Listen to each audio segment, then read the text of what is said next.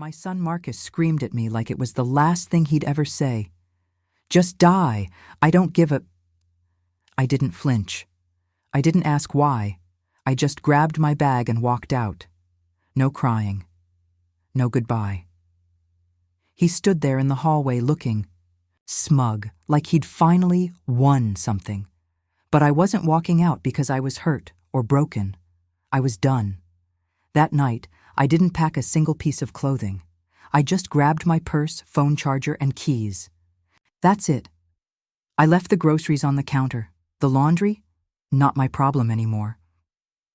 When the front door clicked shut behind me, I stood there for a moment. For the first time in years, I felt light, like I could finally breathe. But it didn't start that night. It started 3 months earlier.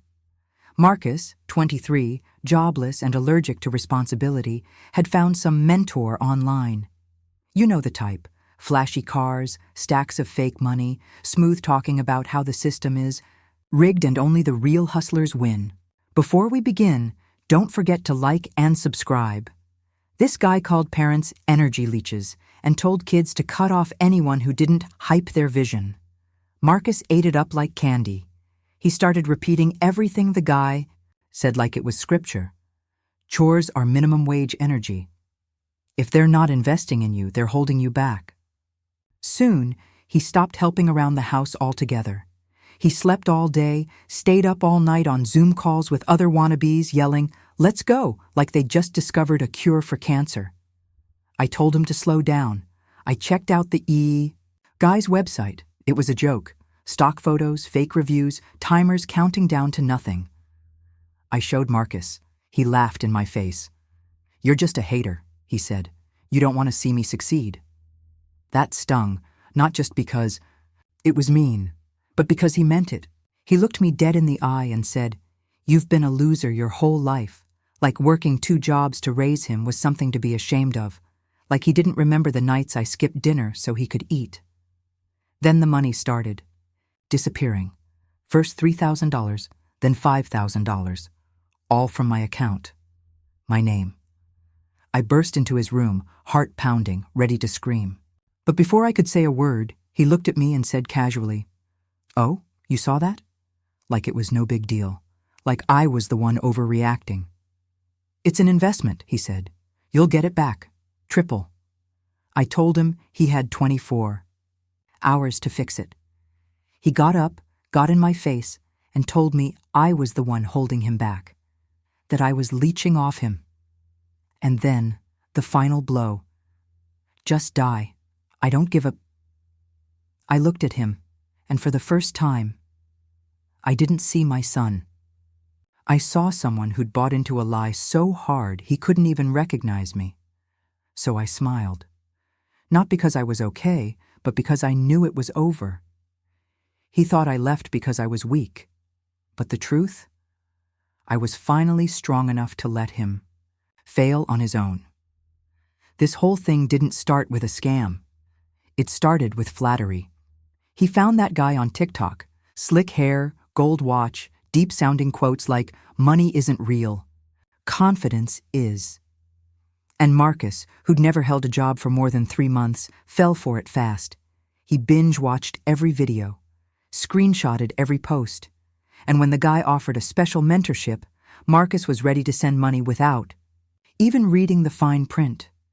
He showed me the website like it was a gift from God. A countdown timer, fake reviews from usernames that looked like robots, and wild claims about turning $500 into 6 figures. I told him, real businesses don't need timers or fake pressure. But he didn't want the truth. He wanted to feel special. The guy knew just what to say. Told him college was for sheep, parents were brainwashed, and anyone not cheering for you was an energy vampire. And Marcus? He believed every word, because it gave him someone to blame. Me. The first payment was small, $97 for a PDF. Then $219 for a Zoom strategy call. I overheard part of it. The scammer said, "You're the kind of guy I'd build with long-term. You've got real alpha." Energy. Marcus lit up like someone had just knighted him. That one line gave him more pride than anything I'd ever said. He started calling himself a digital entrepreneur and told everyone he was building a client funnel system. I asked what that meant. He rolled his eyes. "It's passive income, Mom. You wouldn't get it." "You're right, Marcus. I don't get it. And I don't need to. Because I'm finally done. I did get it. I just didn't buy it." But Marcus wasn't hearing anything unless it came straight from that so-called mentor's mouth. Over the next 2 weeks, things got worse. He started waking up at 2 p.m., staying up all night blasting motivational playlists and pacing around. Like he was wired. He stopped doing his laundry, wouldn't touch the food I made. "You're stuck in the past," he told me. "You'll be dead before the economy crashes." Whatever the hell that meant. Every time I brought up a real-life issue, like bills, he'd start yelling about vibrations and scarcity mindset. He stopped paying his part of the rent. "You should invest in my growth instead," he said. I was watching my son disappear, not into a group, not into a religion, into a cult of one. The mentor posted a new video bragging that his private students were making 5 figures in 30 days. And Marcus believed it, because he needed to believe it. He wasn't making anything, not a cent. But instead of facing that, he doubled down. I found out later he'd opened 2 credit cards in his own name just to keep paying for upgrades. But it wasn't enough. One night, while I was asleep, he used my saved banking info from an old laptop and wired $8,000 to some company I'd never even heard of. When I confronted him the next morning, he didn't apologize. He smirked. "It's an investment. You'll thank me." I didn't scream. I didn't cry.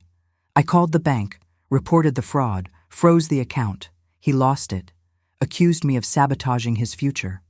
"You're stealing from me," he shouted. I told him the only thing I ever stole was his laundry, off the floor. He didn't laugh. That night he posted a video to his tiny audience about how toxic parents ruin high-value men. That's when it hit me. He wasn't just lost, he was choosing to drown. He truly believed that man, living in a rented penthouse, selling $2,000 courses to broke college kids, was going to make him rich. I watched Marcus record voice memos to him, pouring his heart out, asking for advice. I never heard a single one get answered, but it didn't matter. Just the chance to send them made him feel important. One morning, he burst into the kitchen, eyes wild. "He wants to partner with me," he said. "I'm this close." I asked, "Partner how?" He said, "He didn't say yet, but I have to wire the full amount today to lock it in." I said, "No." He screamed, said I was jealous because I never took risks, said I wanted him to fail. I said I wanted him to wake up. He said, "Fuck that, I'm out." And when I told him he was burning his last bridge, he didn't even pause. He packed my bags, told me to leave, not his, mine. That's when I knew. The mentor had already replaced me. What Marcus didn't know yet was that the man he gave all his trust to was about to vanish. Completely. After I left, he celebrated. Literally, he posted a video on Instagram standing in the kitchen I used to cook in, holding a mug that said, "Boss Energy," grinning like he'd just won a custody battle over his own freedom. The caption? "Cut out toxic people, even if they gave birth to you. Level up season." He didn't just block me. He deleted my contact from his phone and laughed about it online, telling his little audience how he finally cut ties with negativity. Meanwhile, I was crashing on a friend's couch, fighting with the bank, trying to stop the auto payments. He'd triggered before I froze the card. The $8,000 was gone. The bank said I might have a case, but no guarantee because the transfer came from my old laptop, recognized device, still under my name. Didn't matter that it was my own son who stole it. He'd taken everything he could and tossed me out like old furniture. From a distance, I watched him keep posting. Same outfits, same apartment, same angle, Except now, I wasn't in the background folding towels.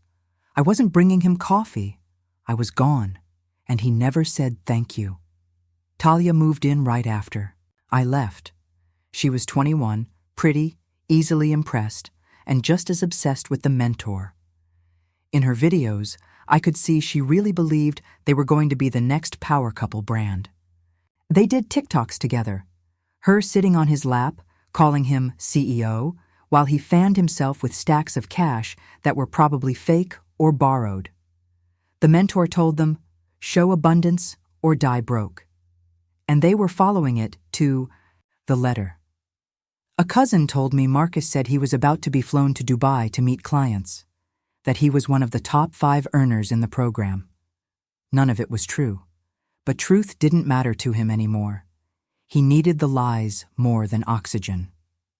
And the more I watched, the more I realized he wasn't just blocking me, he was replacing me. He said Talia believed she was loyal, the kind of girl who'd stick by him no matter what, ride or die. But I knew better. That kind of loyalty, it only lasts while the money's flowing. What he didn't see was that his money situation was falling apart, fast. His so-called mentor had started sending new payment requests, this time for things like advanced coaching and tax strategy sessions. And he was still paying, thinking the big payday was just around the corner. Then the bank called me. They told me there were 3 shady loan apps linked to my frozen card. Fast cash apps with 30% interest. That's when I realized he wasn't just using my money, he was borrowing against it, digging himself into a hole so deep he wouldn't see sunlight for years. Talia didn't know yet, but the cracks were starting to show. I saw one of her comments on his video. It said, "Where's the money at? LOL." He deleted it. In another post, she didn't even share his live stream like she used to. Instead, she started posting selfies with captions like, "Boss Bika." Moves. No tags, no mentions of him. That's when I knew she was pulling away, but he didn't see it. He was too busy editing videos, doing voiceovers about how belief is the only real currency. Meanwhile, the fridge behind him was empty. One night, his live stream glitched for a second, and you could see a stack of unpaid bills taped to the wall. Eviction notices. In red. He didn't even bother hiding them. He was too far gone in his fantasy. Then I got a DM from a neighbor. We used to chat now and then. She said she heard yelling coming from his apartment, something about rent, lies, and missing money. I didn't ask for more. I already knew. The mentor had dangled one last bait. Show 10K in liquid cash and we'll bring you into the big leagues. And my son, trying so hard to keep up the act, not just for Talia, but for the 800 followers who believed he was almost famous. He was going to fall for it again. He thought he was in control.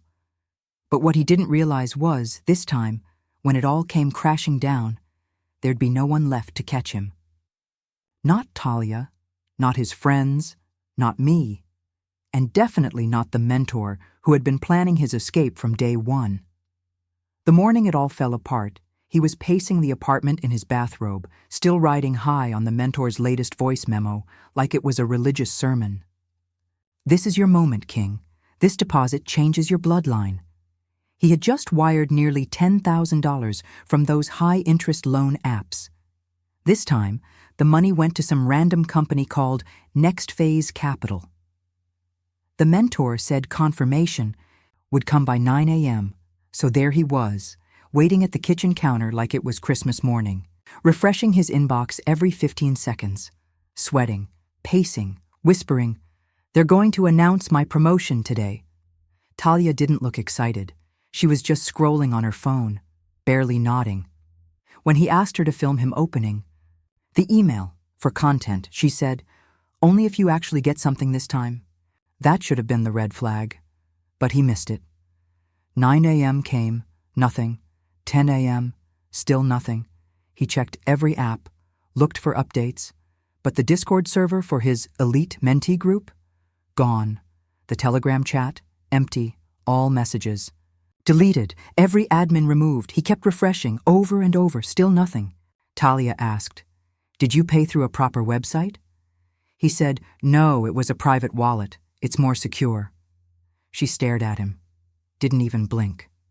"Did you at least get a receipt?" she asked. He said, "They don't do receipts. It's crypto." She left the room. He ran after her, panicking. "It's just a timing thing," he said. "They're based in Dubai. Time zones are different." She snapped, "Dubai's 4 hours ahead, genius." He tried calling the mentor, straight to voicemail. Tried again, still nothing. The number that used to send pep talks and motivational clips now gave him dead silence. He opened the mentor's old videos, all deleted. Instagram, blank. Twitter, gone. YouTube, vanished. It was like the guy never existed. Talia came back in and asked, "Are you telling me this guy ghosted you after 10 grand? He said, No, it's not like that. He's building something bigger. This is just a transition." She looked at him like she could see right through him. Fragile. Broken. And then she said the words that finally hit him. "You got scammed, didn't you?" He didn't answer. He couldn't. Because saying it out loud meant it was real. That, everything, the online persona, the big dreams, the flashy promises, had been built on nothing. He sat down on the floor, not crying, not yelling, just empty, like someone had unplugged him, still hoping in some corner of his mind that maybe, just maybe, there was still a way out. He kept trying to believe it wasn't real, that maybe this was just another test, another dip before the climb. But deep down, he knew. The signs had always been there. The mentor had even hinted at it from the beginning, talking about shaking off weak hands, cutting dead weight, disappearing. From the grid to build the empire. At the time, it sounded powerful, like strategy. Now, it sounded like a built-in excuse. He opened his banking app. Negative balance, loan interest piling up, no credit left, no safety net, no one to call, except me. And I was still blocked. Talia looked at him and asked, "So what are you going to do now?" "I'll fix it," he said. "How?" "I'll figure it out." That was her signal. She started packing, quietly, no fight, no breakdown. She grabbed her skincare, her charger, her laptop, and one jacket. He asked, "Wait, you're leaving?" She said, "I'm not going to be the girl who stays with the guy who lost everything to someone named Next Phase." He called her shallow. She told him she was done playing house with a man who couldn't even pay for his own Uber. Then she left. Just like that. He didn't chase her. Not because he didn't care, but because he couldn't move. For the first time in years, he had no plan, no script, no brand to hide behind, just silence, a cheap apartment, broken promises, red notices, and the smell of something burning on the stove. He forgot to turn it off, and for the first time, he felt what it meant to be alone. Not by accident, by choice, his choice. The day he told his mother to die. That was the day he lost the last person who would have stayed. Talia didn't slam the door. She didn't scream, didn't cry, didn't even pause. She just zipped her bag, slung it over her shoulder, and said, "Good luck, Marcus," like she was saying goodbye to a stranger. Someone she'd forget by next week. He sat on the floor, laptop still open, screen dimming, and for the first time in weeks, he couldn't pretend anymore. No live streams, no voice notes, no dreams. Just bills, silence, and the awful sound of his own thoughts echoing through the walls. Maybe she'll come back, he thought. Maybe she just needs space. But when he opened the fridge, her snacks were gone. When he checked the closet, her backup toothbrush was too. She had already made up her mind. She just waited for the moment. To be so hollow. There was no point in arguing. That first night hit harder than he expected. He tried to sleep, but couldn't. The red blinking light on the Wi-Fi router reminded him it was overdue. The room felt colder, smaller. He kept looking at the door, expecting a knock, hoping for one. But he hadn't spoken to a real friend in weeks, and now the only notifications on his phone were payment reminders. In the corner of the room was the worst part, a shoebox of unopened mail. He started opening them. Credit statements, bank notices, loan demands. One envelope said his $2,500 loan had ballooned to $3,800 in just 2 weeks. Another warned he had 7 days before it went to collections. That's when it hit. Not a loud panic, a slow acid burn in his chest. He called the bank, begged them to reverse the transfers. They said once it's crypto, it's gone. He asked if he could claim fraud. "Did you give consent?" they asked. He couldn't answer. Lied. Said he didn't remember. "That's not enough," they said. Click. He tried calling Talia. Blocked. Tried texting an old co-worker. Left on read. Tried emailing the mentor support team. Email bounced. Everything was caving in. He didn't eat that day, didn't shower, just sat there, replaying it all in his head. How many times he'd told people he was about to be rich. How many posts he made mocking broke mindsets. How many times he laughed at me for working. A normal job, and now he couldn't even afford soap. The second day got worse. A message from the apartment, rent overdue by 3 weeks. Another from the power company, final notice. He had never handled any of that. I always did. He used to roll his eyes when I reminded him the electric bill was due. Now, he was reading shut-off warnings like they were written in a foreign language. He tried pawning his old camera gear, the stuff he used to build his brand. The pawn guy barely looked at it, said, "Old model, no demand." Offered him $40. He took it, used it to buy gas and instant noodles. When he stopped posting online, he knew people would notice. The silence was loud, but he just couldn't pretend anymore. Faking like everything was okay had become heavier than the actual failure he was trying to hide. By the 4th day, he hit rock bottom. That's when he found my old emergency stash, $200 I used to keep taped behind the pantry drawer, just in case. He ripped it out like it belonged to him. No pause, no second thought.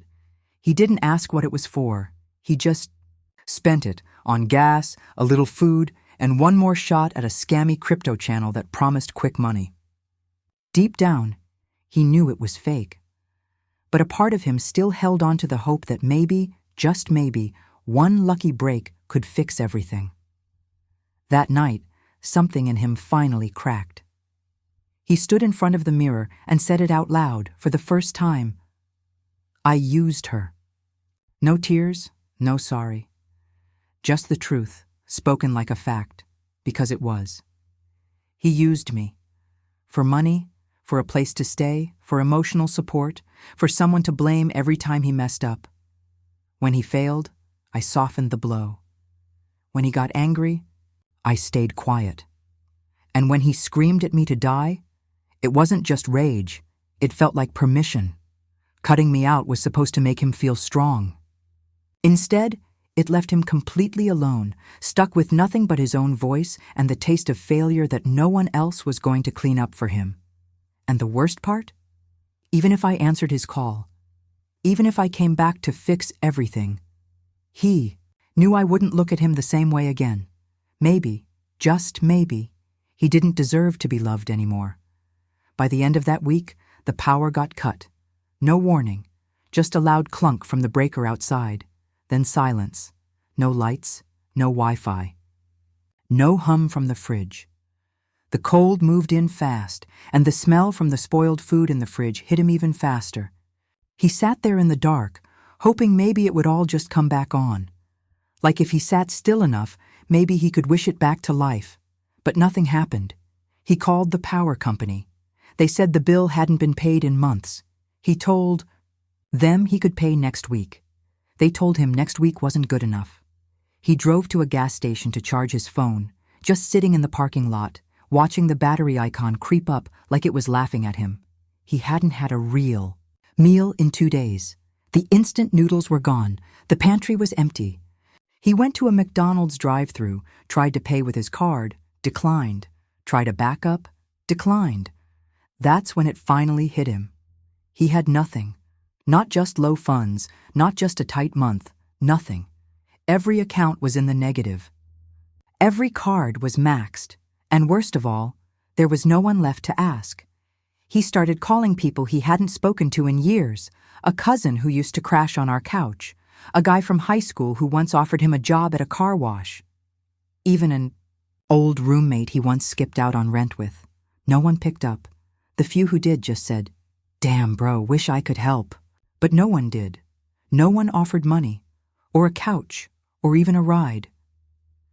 They all remembered who he was when things were good, cocky, rude, always bragging online about cutting off weak people. Now he was the weak one. When he got back to the apartment, there was an orange eviction notice stuck to the door. Final warning: 3 days to leave or be forced out. He yanked it down and crumpled it, but he couldn't stop seeing those words in his mind. That night, he slept in his car, parked 3 blocks away so the neighbors wouldn't see. But really, he didn't sleep. He just stared at the ceiling, heart racing, trying to remember the last time he felt safe. He used to think being alone meant freedom. Now, it felt more like being buried alive. The next morning, he showered at a gym he hadn't stepped into in months, using whatever shampoo someone had left behind. He avoided the mirror. Not out of shame, at least not yet, but because he didn't even recognize the face looking back. His eyes were sunken, lips dry and cracked, skin pale. He looked like a man twice his age. He tried applying for a delivery job, but the system flagged his credit and identity. Something from one of the stolen credit cards triggered a fraud alert. They told him it could be fixed, but it would take weeks. He didn't have weeks. Honestly, he didn't even have hours. His stomach was louder than ever. Not just hungry, but screaming. He started grabbing sugar packets from gas stations. Anything to quiet the hunger just a little. He tried to fill his empty stomach with water and lies, telling himself this was just a rough patch, a small fall before a big comeback. But every time he picked up his phone to post a video, his hands shook. He couldn't keep pretending anymore. The mask was gone. People had started to notice. His messages stopped coming. The likes disappeared. Even the fake bots that used to comment on his posts were silent now. That night, he broke his last rule. He looked me up. After all the pride, all the anger, all the blocking, he typed my name into LinkedIn and Facebook. There I was, new profile picture, smiling, a fresh start as an HR assistant at a private company. Pictures with coworkers, one holding a cupcake that said, "Welcome back." I looked calm and happy. That smile hit him harder than any insult ever could. It wasn't just that I had left, I'd moved on without him. He tried to write a message to me. Typed something, then deleted it. Tried again, deleted it again. Nothing felt right. Sorry sounded too small. I need help felt weak. I miss you felt like a lie. Frustrated, he tossed his phone onto the passenger seat and pulled his hoodie over his face, trying to breathe through the panic. That's when it really hit him, the real loneliness. Not just being by yourself, but knowing nobody's coming. No friends, no Talia, no fake mentors, not even me. And for the first time, he had no idea what to do next. The next morning, the guilt was worse than the hunger. He woke up with a stiff neck from sleeping in his car's front seat. His phone buzzed, but it was just spam and a text from a loan app saying he owed even more money. 4 days without talking to a real person. The last time someone said his name was Talia, and that was as she walked out the door. He rubbed his tired eyes and looked at my profile again. 5th time that day. There I was, with a new haircut, nicer clothes, smiling with people he didn't know. One photo showed me holding a mug that said Survivor with a gold star. Another showed me laughing at a work party, a cake in front of me that read, "You're back? We missed you." That one hurt the most. Someone missed me. Someone noticed when I was gone. Someone still saw me as important. Meanwhile, no one had asked if he was okay. No one noticed he disappeared. His fake success hadn't left a mark. All those videos, all those posts, gone like they never mattered. He kept scrolling. One post from me was a quote. "Sometimes the best thing they ever did was push you out." He stared at it, not sure if it was about him, but too ashamed to ask. For the first time, he fully admitted it. Not just that I was gone, but that I was better off without him. I had peace, he had nothing. The lies he told himself started falling apart. He used to believe I needed him, for money, for support, that he was the one keeping me going. Now, he saw the truth. He was the weight. I had to drop. The worst part wasn't that I moved on. It was that I didn't even hesitate. I was ready. I had plans, people who respected me, backup. He had none of that. He had followers, not friends, views, not value. Now that the lights were out and the money was gone, so was everyone else. That evening, he drove past my new office just once to see it. Parked across the street, hoodie up, trying not to look like the failure I warned him about. I never came outside. He just sat there watching the windows light up, the office full of life. He imagined me inside, working, laughing, maybe even forgetting him. That thought made his chest ache worse than hunger ever did. For the first time, he wondered what I must have felt walking out that door, what it's like to leave someone who wouldn't fight for you. He thought about all the times I brought him dinner without being asked, paid his tickets, bought him shoes with grocery money, and he never once said thank you. All the late-night rides, quiet talks, birthday cakes, he barely looked up from his phone to notice. He took it all like it was owed. And the moment he pushed back, and when he screamed at me to die, that moment stuck in his mind on repeat, not because he felt guilty, but because it was the exact second he destroyed his last lifeline. He didn't know how to fix what was broken. He didn't think it could be fixed. But one thing he was sure of, he wasn't better without me. I was better without him. That cold, quiet truth settled deep in his chest like a stone that would never move again. He hadn't planned to show up at my door. That day, it just happened, like muscle memory pulling him back to the last place that ever felt like safety. But this time, he stood outside like a stranger, not even sure if he had the right to knock. He hadn't eaten in almost 2 days, barely slept, an hour at a time, and hadn't talked to anyone who looked at him like he mattered. The world had gone silent around him, and that silence forced him to remember the things he'd buried under noise and distraction. He stood there staring at the front door, thinking about the last time he saw my face, the way I looked at him after he shouted those words. But what haunted him now wasn't his own rage. It was my smile, that calm, quiet smile I gave him. As I grabbed my bag and walked away, he couldn't understand it then. It felt like mockery. But now, standing in the same spot, he finally got it. That smile wasn't anger. It wasn't fear. It was closure. It was the look of someone who had already let go. He remembered how I didn't yell back, didn't slam the door, didn't even look over my shoulder. I didn't have to. I'd been grieving the loss of him long before he told me to die. That fight wasn't the explosion. It was the ashes. And now, with everything gone, he finally understood what it meant to be the villain in someone else's healing. He tried to knock once, but froze. His hand hovered in the air. What could he even say? Sorry felt meaningless. Help felt cheap. He stood there remembering all the things I did in the days before that final break. How I paused when I saw the mentor's name on his screen, How I quietly screenshotted his transaction history while he bragged about it.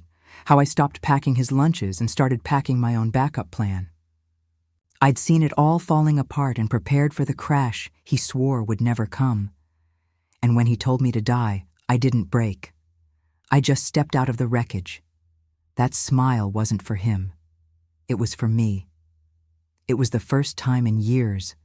I chose myself. That was what hurt him the most. Not that I left, but that I was finally okay without him. He paced for 20 minutes, rehearsing what to say, but nothing felt right.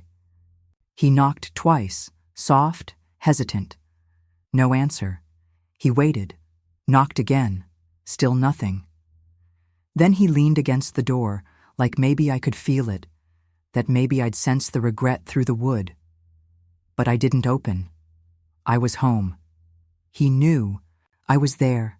The car was out front. The porch light was on. He saw shadows moving behind the curtains. I was there. But I didn't come. And that was the final confirmation. I didn't owe him a single word. That silence was the consequence he never saw coming. For a moment he thought about leaving, pretending this was just another failure he could survive. But he couldn't. Because this wasn't just any door. It was the last one, the last person, the last chance to prove he was more than what he'd become. So he sat down on the step, back against the wall, head in his hands. For the first time since it all began, he didn't feel like a victim. He felt exactly what he was, lost, used up, finally facing the cost of everything he threw away. And above him, behind the locked door, I watched quietly, not out of cruelty, but because some apologies are earned in silence. He stayed on that step until his legs went numb, until his back ached, and the streetlights flicked on one by one, casting long shadows like time itself was trying to drag him away. But he didn't move, because he didn't have anywhere else to go, not physically, not emotionally, not even mentally, and the thought of turning around felt worse than the cold concrete beneath him. He knocked twice more, softer this time, like maybe the volume of his guilt could break the door. But it didn't. He knew I was inside, could hear the soft clinking of dishes and the quiet hum of the TV from inside. It was the sound of a life I'd built without him, steady, safe, and mine. That noise hurt more than silence ever could. It reminded me that I'd moved on, that he had no right to ask for a piece of what I'd worked so hard to create. Still, he whispered, "Please," like maybe the word could sneak through the cracks in the door and reach the part of me that once loved him. He sounded fragile, like the scared kid he used to be, not the tough man he'd tried to be. He pressed his forehead against the door like it was the only thing holding him up. He didn't cry, not because he wasn't hurting, but because he'd cried so much before. There were no tears left. Just then, a neighbor walked by and stopped at the bottom of the driveway. "You okay, man?" he asked. My brother looked up, blinking like he forgot people still existed outside his pain, then just nodded. The neighbor didn't believe him, but didn't press. He shook his head and kept walking. That moment broke the last bit of his pride. It wasn't just that he'd failed, it was that everyone could see it now. He wasn't mysterious or misunderstood anymore. He was the guy who yelled horrible things at his mom, and then came crawling back a month later with nothing but empty hands and a sorry that got stuck in his throat. Around midnight, I opened the blinds just a little and saw he hadn't moved. I watched him like you watch someone you used to love but don't really recognize anymore. Not with hate, but carefully, like you're trying to understand. His hoodie was pulled low, his knees pulled up tight, and his fingers twitched like he was trying to type out a story that made him look stronger than he felt. I could have opened the door then and there and ended it, but I didn't. This wasn't the right time. Forgiveness isn't something you just give when someone says sorry the first time.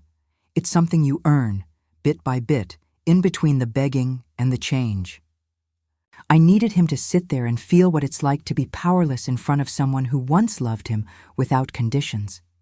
He needed to know that some wounds don't heal with a hug. They need quiet, patience, and proof that you're serious. I sat on the couch and let him stay outside. I knew he'd come back the next morning, or maybe he wouldn't. Maybe that was the last time we'd share anything. The silence between us felt heavy, but I wasn't opening that door that night. When I finally stood up and turned off the porch, light. He looked up for a moment. He saw the change, and that little flicker of hope in his eyes died.